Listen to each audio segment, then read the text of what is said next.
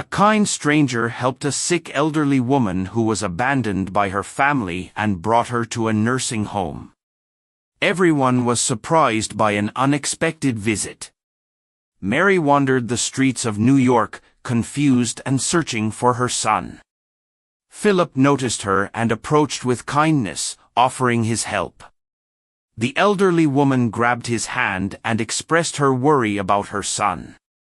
Philip asked if she remembered where she last saw him, but she was frustrated by her memory loss.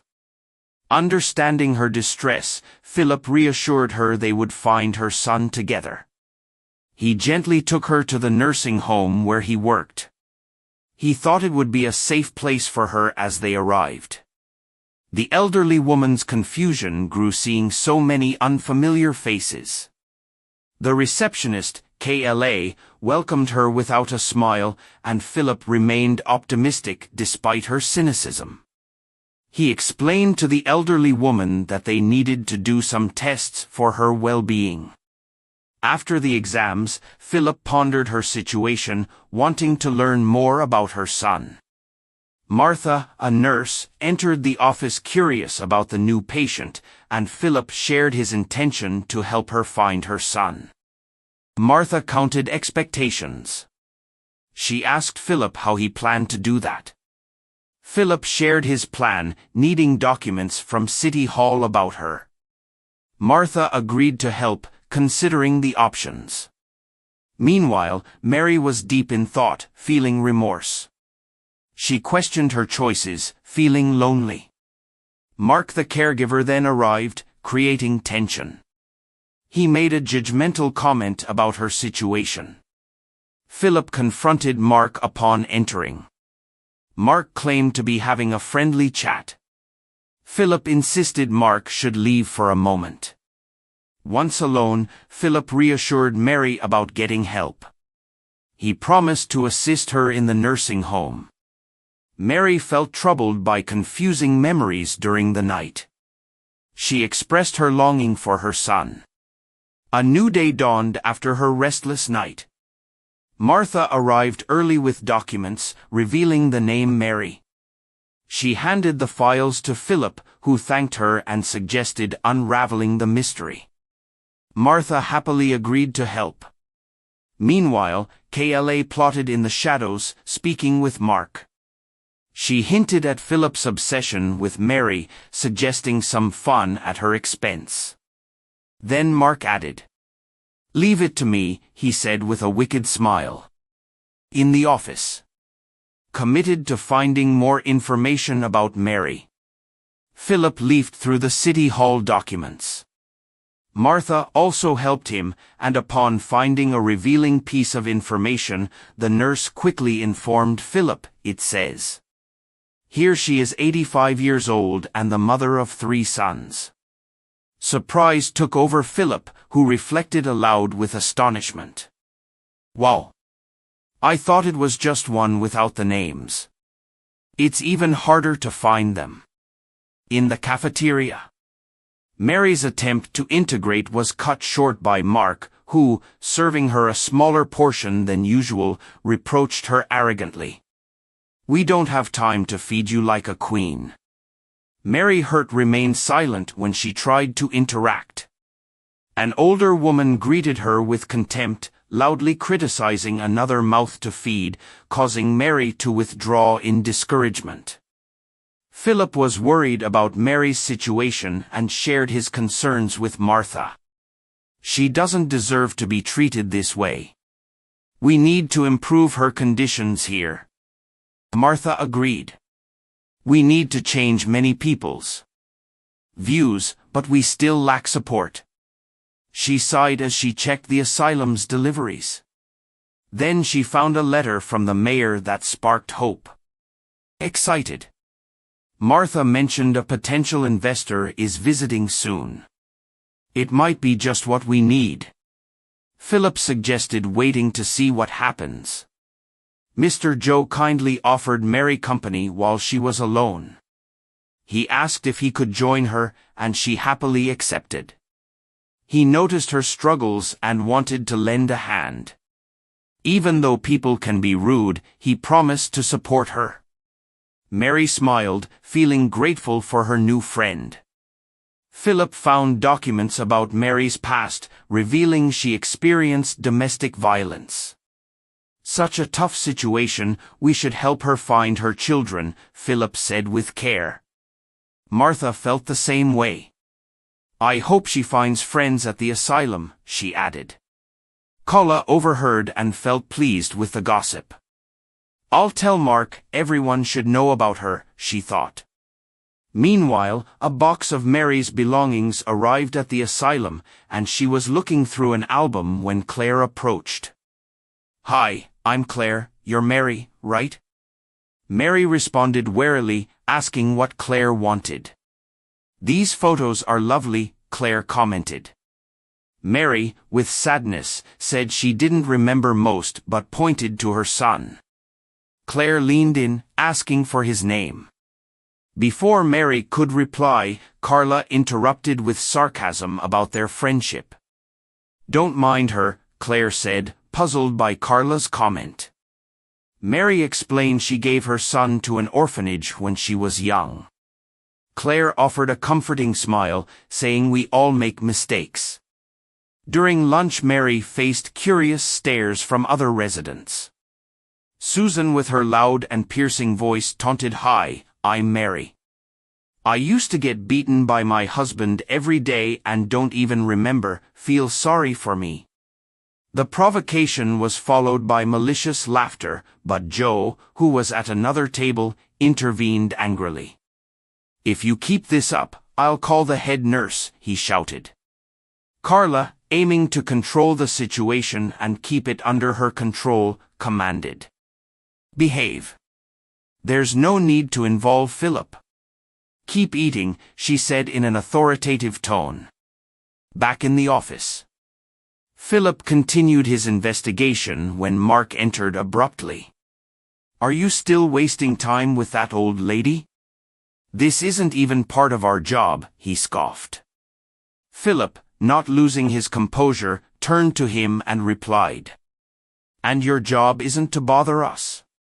Please return to your post and don't interrupt us. Mark left muttering threats. I'll report you to the mayor for low productivity. Mary, now with Joe and Claire's support in the hallways, noticed the photos of her son were missing from the album. Desperate, she exclaimed. Impossible. I can't find the pictures of my son. Her distress could be heard from afar. Claire quickly sensed her friend's distress and, trying to calm Mary, assured we'll find them, don't worry. At that moment, seeing Carla passing by, Mrs. Claire questioned her. Did you see anyone meddling with Mary's son's photos? They disappeared mysteriously and it must have been someone from here. Carla, with a cynical smile, replied. I didn't see anything, but honestly, if he was never missed in person, losing some photos shouldn't make a difference. That same day, an emotional scene unfolded in the asylum's courtyard. Mary was deeply lost in thought, searching for missing files in her photo album while the residents watched with mixed feelings. Susan expressed her harsh judgment, doubting Mary's search. She raised concerns about safety around Mary. She said it with a lot of disdain. With all the stress, Mary started to feel sick and fainted. Susan noticed the situation and worried she had gone too far with her jokes. She confided in Carla, who didn't feel guilty about it. Carla suggested Susan handle her own mess. The next day, there was a shift in the asylum's atmosphere with the mayor's surprise visit. He was greeted warmly at the reception area. Hello everyone. Today, we have a special guest. His name is Fred, and he's thinking about helping us, so be nice to him, the mayor said cheerfully after his speech. Fred arrived in a sharp blue suit, looking like a successful businessman. No need for formalities, I'm here to chat and get to know you all, he kindly stated, surprising everyone with his friendly demeanor. The mayor then asked Carla to show Fred around the asylum, which she eagerly agreed to do. Impressed by Fred's charm, the mayor called Martha and Philip for an important talk in his office. He warned them sternly, saying someone told him about unauthorized documents related to Mary, and this investigation needs to stop. We must keep Fred happy to avoid closing down and losing our homes, he said firmly. Martha, anxious about the outcome, nodded in agreement. Yes, Mr. Mayor, she replied, even though her friend seemed upset and silent. Philip expressed his frustration about halting support for Mary when they left the office. Are you out of your mind? We're so close to achieving our goal, he argued. Meanwhile, Martha tried to soothe the situation. If we lose our jobs, we can't help anyone. Let's keep going but stay low-key, she whispered, cautious of being overheard. Mary, feeling better, returned to the lounge where her son's photos had mysteriously reappeared in her album, but she chose to focus on other things. I hope one day I can see him again, hug him and ask for forgiveness for my mistake, she confessed almost in tears. Claire asked curiously what was his name again, but the conversation was interrupted by Mark, who made an unpleasant comment about the elderly woman. Have you already gotten tired of trying to remember the son you abandoned? Or will you try a little longer? He questioned with a look of indifference on his face. Claire did not hold back and confronted Mark to defend her friend. This place wouldn't be at risk if the caregiver knew how to do his job. Instead of just criticizing the residents, she stated loudly for everyone to hear. A few minutes later, Fred entered the room amid his tour, showing more interest in the residents than in the facilities. He shook Mrs. Clare's hand and respectfully requested, I'm Fred, can you tell me about your life here at the asylum? I'd like to hear from those who live in these corridors every day.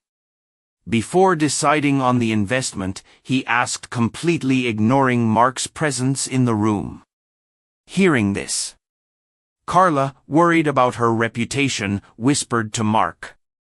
If these old people start talking, we're fired, she said. Leave it to me. Mark responded, confident he could handle the situation. We'd like you to see the other areas of the asylum while the patients finish their rest.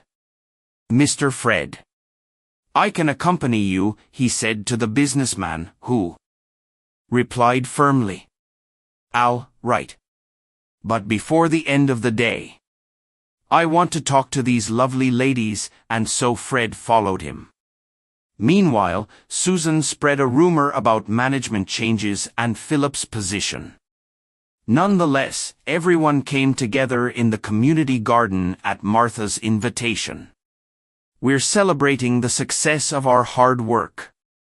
Our garden has grown beautifully, and it's time to enjoy it, Martha joyfully announced. Everyone cheered for Martha and Philip, easing Philip's worries about the rumors. At that moment, Mark, showing Fred around, heard the commotion and went to see. He found everyone happily surrounding the nurses, those he wasn't too fond of.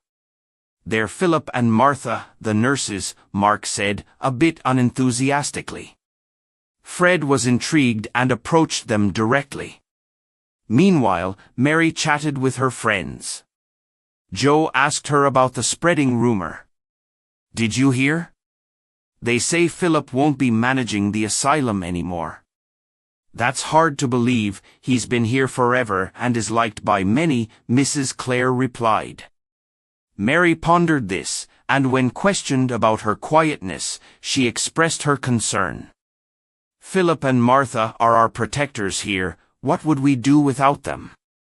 She wondered aloud. We're not sure, Mary, but doesn't it seem like Miss Carla might have a crush on the businessman? Claire noted. Joe quickly chimed in, saying, "You can see it in her eyes, she's never nice to anyone without a reason." That evening, Philip and Martha went back to the office to look through old asylum documents. They found what appeared to be an old diary. Martha asked in surprise, "What's written in there?" Philip flipped through and realized its contents. "These are accounts from a former resident who mentioned Carla and Mark often," he said, amazed by his find. The diary included troubling statements from Hope, a former patient, about unpleasant experiences with Mark and his partner. "Could this be the proof we need to finally get rid of them?" Martha asked, but Philip tempered her excitement. "It could help, but we need more solid evidence," he replied, keeping expectations in check. Mark and Carla walked alongside Fred, who shared his opinions. "I really like those two nurses. What were their names again?" he asked. "One is Philip, the head nurse, and the other is Martha, who only works here." Mark replied briefly. Carla took the opportunity to sabotage Philip's reputation. "I hate to say this, but Philip has been a terrible administrator of the asylum. That's why we're in crisis. He views the home individually, and here we are a community," she reported convincingly. While the elderly were talking in the lounge, Susan arrived again to cause trouble. "Hello, Mary. Have you managed to remember anything important, or did you just never live anything worth remembering?" Susan asked with irony. Mrs. Clare, a woman with a kind heart, witnessed Susan's hostility toward Mary and defended her friend. "Seems like someone here needs more good memories rather than criticizing others. Doesn't it?" she announced with sarcasm in her voice. "It's not my fault if your friend can't even remember her own birthday," Susan stated, provoking Mrs. Clare further, making her more aggressive.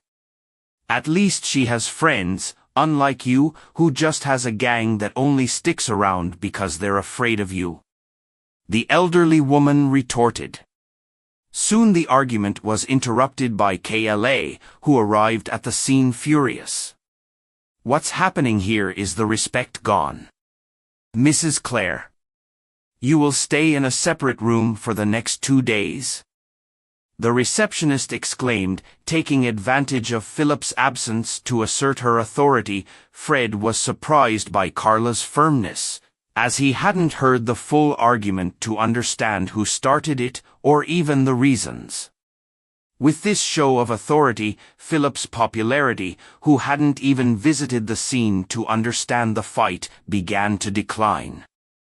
Fred was curious about the dispute's cause and noticed Mary. The businessman asked to speak to Carla alone, surprising her. Carla wasn't sure how helpful she could be due to her memory loss. Everyone left, and Fred approached an elderly woman nearby. Mark took Mrs. Clare to a quiet room for reflection. He said she would stay there for 2 days and emphasized no fights were allowed. Claire felt unfairly treated and defended herself, saying she was provoked. The caretaker informed her that it didn't matter, as she was talking and would be punished. Mark locked the door, leaving Mrs. Clare alone. Meanwhile, Carla and Susan's friendship was declining. Susan shared her thoughts that little woman's behavior would ruin their chances with Fred. On the other side of the asylum, Carla expressed frustration about Mark and Susan's behavior. She felt Susan was causing unnecessary trouble in front of Fred. Mark believed that the conversation between Mary and the businessman would not benefit them. Philip and Martha were digging into Mary's past but got interested in a former resident's diary. Philip read about Mark's unethical medication practices, which the nurse deemed a crime. Martha was outraged and suggested calling the police. Philip then found some suspicious bank records related to Carla, raising more questions. They wondered about the source of the funds, especially since Carla claimed the asylum hadn't received funding. Fred chatted with Mary about life at the nursing home. "Is that all right?" he asked. Mary felt withdrawn and with hesitation responded, It's good.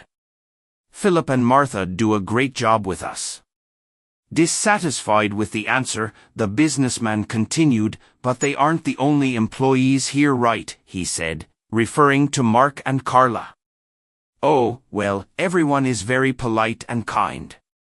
There is no problem at all," she replied, trembling. Tension between Carla and Susan grew on the other side in the game room. The receptionist made a statement to those present. "You embarrassed me in front of Fred. If he doesn't invest in the asylum, everyone will be on the streets and it will be all your fault." Susan was unhappy with her statement and also expressed her opinion. "At least no one here is all over him like you are, get a grip. He preferred to talk to Mary rather than spend more time with you," she exclaimed. Receiving the support of the other patients, Carla got angry and yelled. "Quiet or you'll all be isolated with Mrs. Clare," she said. Little did the receptionist know about Mr. Joe's plans to free Mrs. Clare. Approaching the room where the lady was, he managed to talk to her from the other side of the door. "Clare, I'll get you out of here." "One moment," he said in a discreet tone. "Be careful, he's around," Claire warned. Turning around, Mr. Joe encountered Mark. "Did you think you could override our authority now? You'll be punished too," Mark said, and Joe had to join Mrs. Clare, leaving no one else to help Mary besides Fred. The businessman was curious about Mary's seemingly insecure response, but he decided not to press and change the subject. "Tell me about yourself. Do you have kids?" he asked. "Yes, one, but we haven't talked in years." Mary noticed her sadness. Fred shared his story to comfort her. "I understand, I haven't seen my mom since I was little. Just keep searching," he encouraged. Philip gathered complaints about Carla and Mark's behavior. "I think we can take action against them," Martha said. They left with the files, ready to unveil the truth. After an argument with Susan, Carla fell from her broken chair, making everyone laugh. "Who broke my chair?" she shouted, her face red with anger. No one confessed, but the receptionist secretly plotted revenge. Fred and Mary found Carla on the floor. Mary smiled, and Fred tried to hide his laughter. Then Philip and Martha joined Fred, who had an idea. "I want to test teamwork, so you'll pair up for tasks," he announced. Carla confidently turned to Mark, saying they'd work together. Everyone was shocked by Fred's next announcement, Philip with Mark cooking, Martha with Carla, and Susan with Mary gardening. Carla was upset but didn't challenge the businessman, who had just laughed at her. So Philip went to the kitchen with Mark, while others headed to the garden. Each pair planted flowers, and tensions quickly rose. Susan snapped at Mary, saying they weren't friends and would work separately. In the garden, Carla tried to take charge, suggesting red roses to grab attention. "No way, red could upset patients, let's plant yellow," Martha countered. Meanwhile, in the kitchen, Philip suggested chicken soup, saying it's a crowd favorite. "No, let's make bean soup, it's tastier," someone replied. Mark was persistent. Philip saw a chance to collaborate. While making soup, Philip asked about the flavor. Mark suggested adding rosemary for enhancement. Philip followed the advice, and the soup turned out delicious. Mark cheerfully defended his cooking skills against Carla's teasing. Philip commented on the funding situation. Mark shared that funding was diverted by Carla. Philip promised to keep Mark's secret. In the garden, Mary and Susan planted flowers together. Mary received help from Susan with her planting technique. Mary shared her heartfelt reason for planting lilies. Susan revealed her own tragic story about her son. Mary offered Susan a comforting hug. Meanwhile, Martha planted a yellow rose and commented on Philip's behavior. Carla agreed, noting Mark's struggles with technology. Martha explained how they helped each other with work. They both vowed to keep it confidential, and Martha successfully planted her rose. Later, everyone gathered for Fred's speech celebrating teamwork. Afterward, Mary felt a wave of longing for Joe. Susan asked if Mr. Joe was around, feeling worried. They went to dinner as usual after not seeing him for a few hours. While patients dined, Fred chatted with Philip in the office. He liked the place but felt something was off. Some residents weren't getting along with two employees, and he wanted to know why. Philip explained their history but assured that the issue was being addressed. He confidently mentioned the renovations would help resolve things. Mark forgot to deliver soup to Mr. Joe, who felt overwhelmed in the punishment room.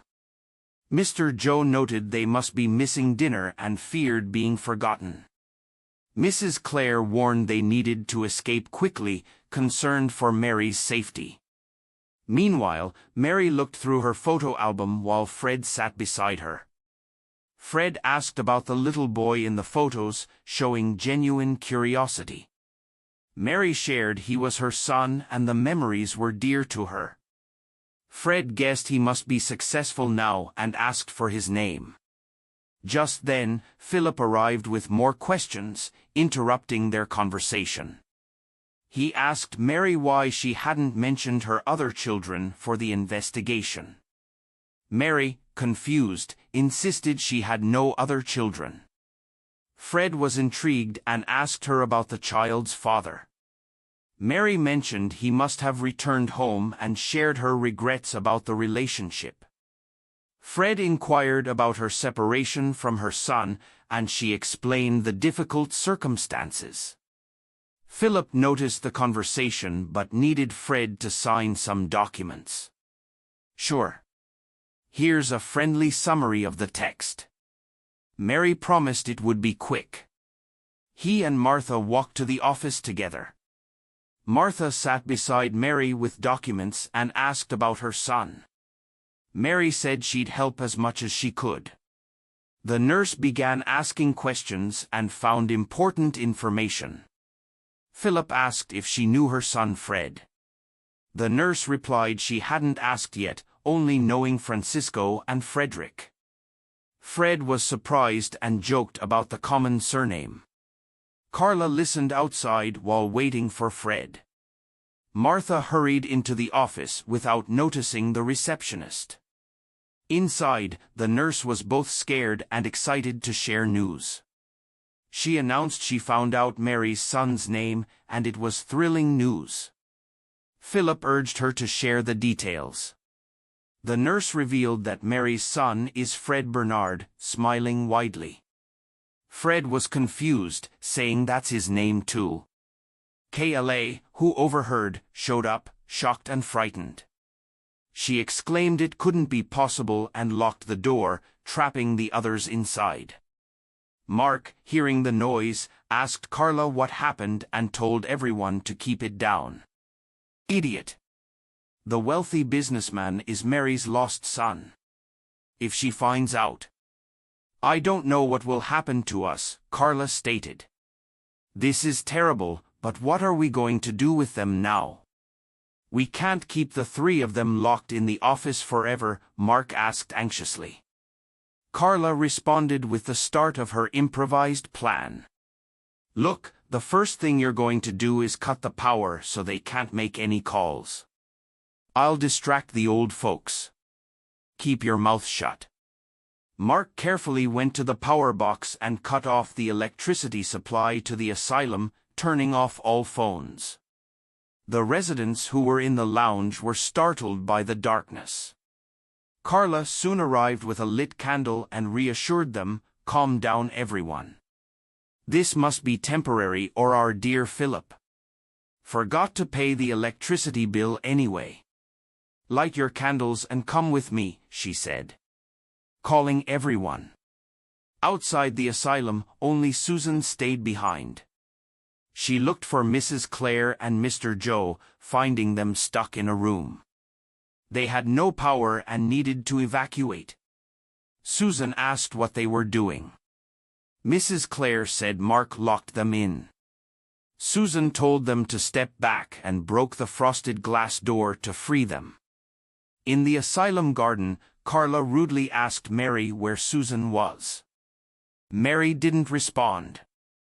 Carla yelled for Mark, blaming him for leaving Susan and the others locked up. Mary was shocked about Joe.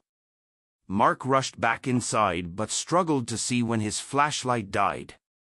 He lit a candle to find the trio in the office, where Philip was angry, calling a woman a criminal.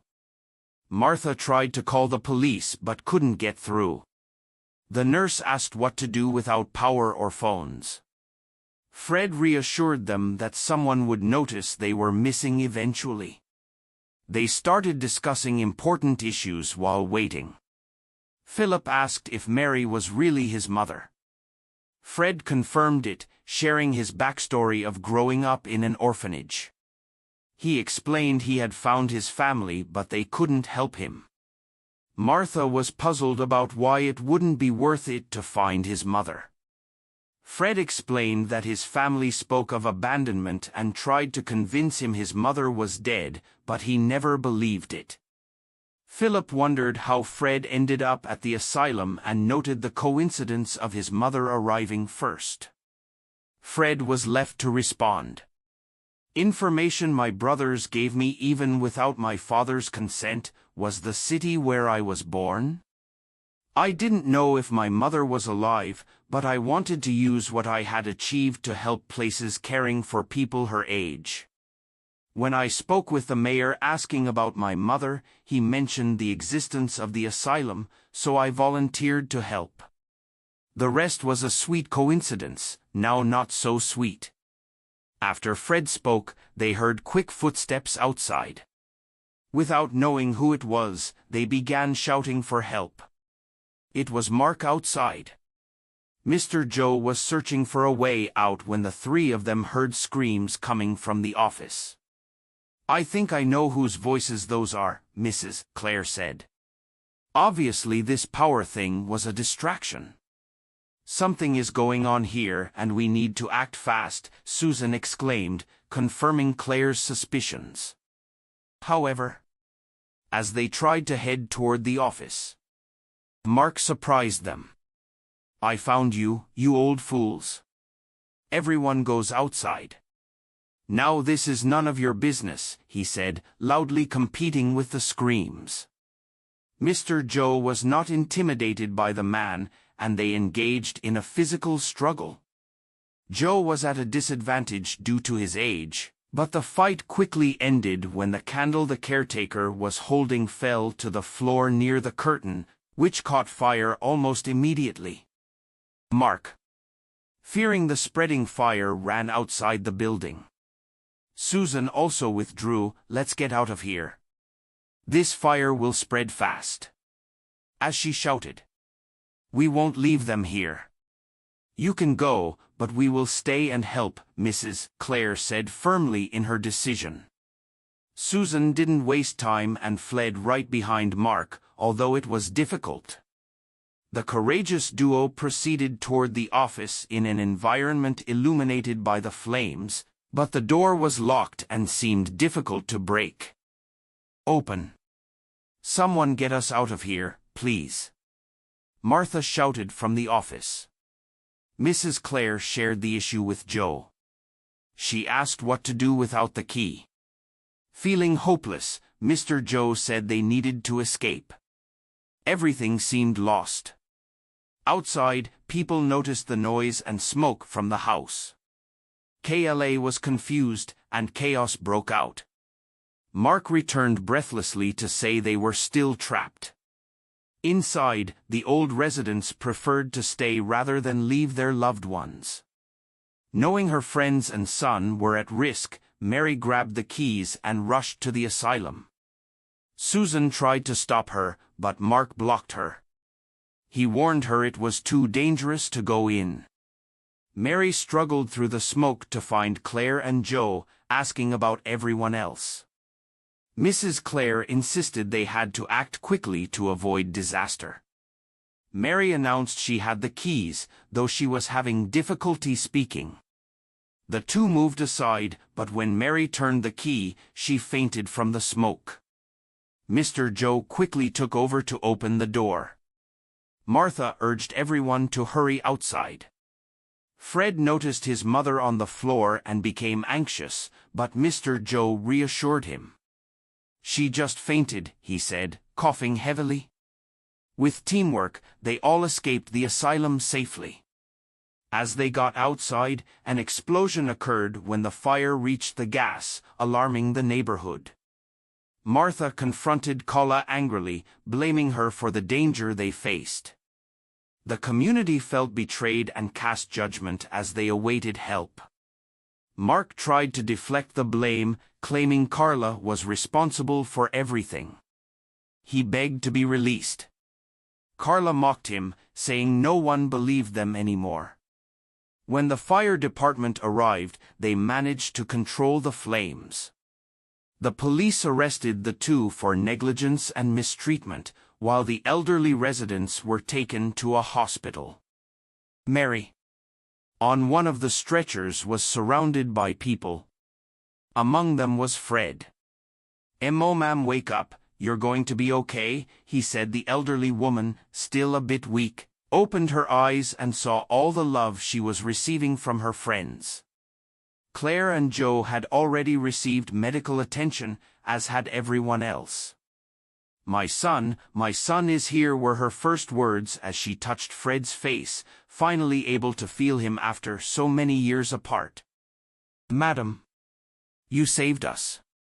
"Thank you for not leaving me behind," said the businessman, tears in his eyes. Mary responded, full of emotion, "I won't make the same mistake twice." Dear Joe was also moved by the scene, but something troubled him. "This is all very beautiful, but what now? Where are we going to live?" Fred already had an answer to that question. "Don't worry. I'll take care of everything so that no one here is affected." Everyone cheered, including Martha and Philip, who were worried about their jobs and their need to continue helping the community. When Mary had fully recovered, she and her son finally had the opportunity to talk. Fred went to his mother and hugged her, asking, "Mom, where have you been all this time? I looked for you everywhere."